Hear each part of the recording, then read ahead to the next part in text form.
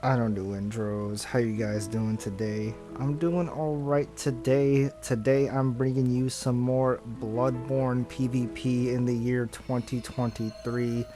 This is my Moonlight Madman build, my Strength Arcane build. Something that's very interesting about this build, which is something I don't normally do, is there's actually a video showcasing this character's entire run through the game.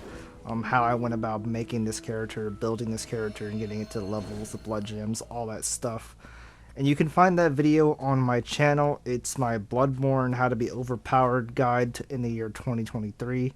Uploaded it like a few days ago or something like that. And now we're showcasing some PvP with this character. I have some PvP in that video with this character as well at the end. But this is purely showcasing the build here in PvP. So let's talk about the build then. This is a Strength Arcane build, which I probably already mentioned. It uses 3 weapons and a few different hunter tools to just kind of, throw some flavor on the build and stuff like that. I love builds in any Souls game that like revolves around big sword, fast weapon, and can cast spells at the same time. And Bloodborne's magic is very cool, so this was a logical build for me to make. And also, I just love the fucking Holy Moonlight sword, man. It's one of the best weapons in the game. So yeah, so we're using the Holy Moonlight Sword. We're using the Beast Cutter, being buffed by the Anti-Phantasm Shell, which is a hunter's tool. Look at the edits, by the way. And the last weapon that I'm using, which I've been wanting to use for a very long time, is the Boom Hammer. A fire hammer that has literally a furnace on it that you crank. And now we got some Boom Hammer footage right here. So this is a natural Canehurst invasion at level 80 in the year 2023. And I know I'm not stressing that enough in this video. Maybe I'm stressing it too much. I didn't hit that guy. Sad. I was just so happy to get a natural Canehurst invasion at level 80, and I was invading co-opers. I was 1v2ing them. I was like over the moon during this invasion. I didn't care if I lost or won. I just wanted to just fight them. And because Bloodborne PvP is so sick, and it's so sad that it's like practically dead now. But, oh man. This whole invasion was so fun. And I loved every second of it. We're gonna talk more about the build in a second. I'm just kind of oozing over this fucking this invasion right here because I just enjoyed every second of this invasion. And believe me or not, right after this invasion, I got another invasion in Canehurst Castle at level 80, and it was a 3-man squad, and they were just playing through the game. I didn't get any footage of it because unfortunately, like, we only fought for like 20 seconds, and then they disconnected on me. Which made me really, really sad. There was 3 of them. All they had to do was fight me, and I probably would have died, you know. It's Bloodborne. If you're swinging at one person and someone shoots you, you get parried, you know. But yeah.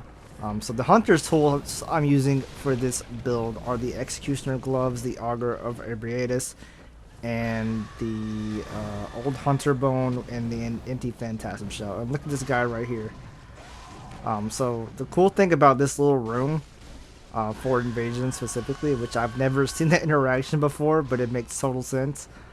There's an enemy in this room that shoots darts, and if these darts hit you, it aggroes all the enemies in the area. The women that are the ghost women with the headless bleeding ghost women, those things. I can't fucking talk for some reason. But the dart also holds you in place and allows them to attack you. And allows an invader to attack you as well. And we're getting some quality boom hammer footage here. Old Hunter Bone as well. Oh man, I just love this game. So the stats for this build are 40 vitality, 40 strength, and 21 arcane. I'm running a couple different gems on my Moonlight Sword. I'm running 2 physical gems, and then on the last gem, I decided I wanted to do an arcane attack up gem because I wanted the Moonlight Wave to do a decent amount of damage, which it does. So that's why we kind of leveled arcane. That's why we kind of added a arcane gem to it. My boom hammer is not as strong as it can be. If I wanted to make it as powerful as possible, I'd put it on more of a quality build or more of a pure strength build. But my boom hammer, heal punish by the way, my boom hammer has 2 fire gems in it, which scale with arcane. Granted, I only have 21 arcane, so it doesn't do a ton of damage. And it has one like 25% physical gem in there. By the way, like I said before, you can see where I got all my blood gems from in the Bloodborne guide video. If you guys want to go see that, shows you everything. I promise, everything I did on this character you can do in that video and on your game. So here's a really neat interaction for Bergenworth. I don't really know why it works like this, but it does. So there is an NPC that you can, a hostile NPC that you can summon in Bergenworth, the Madara twin, the little butcher guy right there with the flaming axe. Apparently, if you summon him and you don't kill him fast, right, like the Sinister Bell stays on and you can get invaded. And then it's like a 3-for-all. It's like a, you know, it's a triple threat match in Bergenworth. So if you guys are looking for some invasions, you can invade here in Bergenworth if people decide to summon this guy. And I've gotten a few invasions here. Really, I think at level 80 is your best bet for natural PvP in this game in the year 2023. If you want duels and stuff like that, obviously you go to 120, go to 125, you'll find a good amount of people looking for duels. But I think that without the Yarnum event going on, which the Yarnum event just ended, the Return to Yarnum event ended on April 7th, I think you might just find a bunch of sweats that are like, you know, they spend days and days inside the Chalice Sun just getting the perfect blood gems. I don't do that personally. I'm the kind of guy... Look at the R2 and the Beast Cutter, by the way.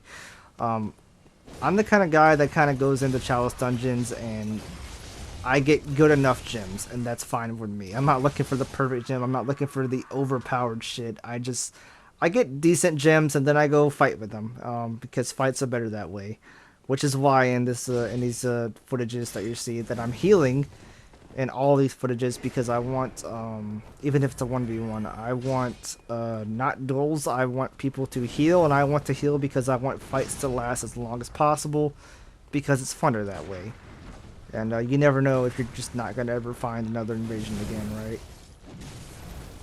So that's kind of why I'm healing in all these fights that you see. And I think most of these people actually at level 80 are not looking for duels. I think they're actually just running through the game.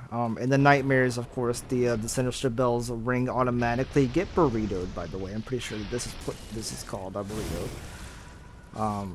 I'm pretty sure that they're just running through the game and then they get invaded because the nightmares are auto invasion areas pretty much.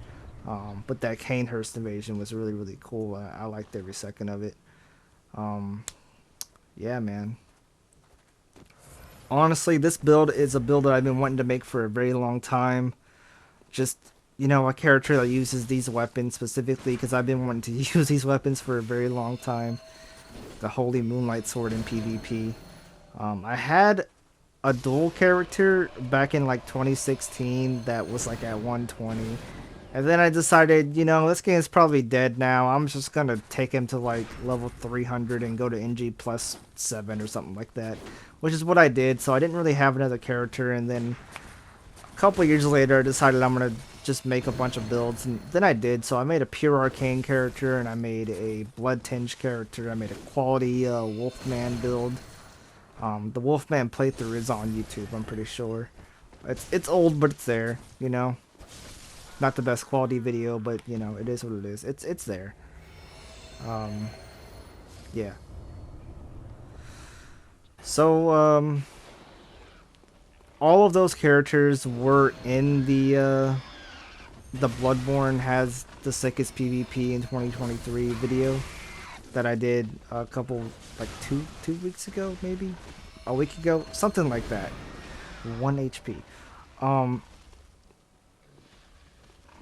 So yeah, all those characters were in there, but they didn't have the best blood gems on them. Like I said, I was the kind of guy that just kind of just got, you know, good enough blood gems and didn't really care about getting the most overpowered shit. But those builds in that video don't even have like good enough blood gems. They just have outright bad blood gems. So I've already recorded the Arcane build, and I didn't really update the blood gems on it. I do need to record the quality Wolfman build. He has a couple different weapons that he's using for that character. He's using the burial blade, the beast claws, and I think he can now use the amygdala arm, which is kind of cool. I didn't really tell you guys about the lore of this character. Usually when I make build videos on Elden Ring specifically, I like to add lore to my characters to kind of help round out their builds and give ideas. I kind of just think this guy was an executioner who went crazy and got sucked into the Hunter's Nightmare, then killed Ludwig, and then took his sword. That's my canon lore for the the Moonlight Madman. That's it right there. But yeah.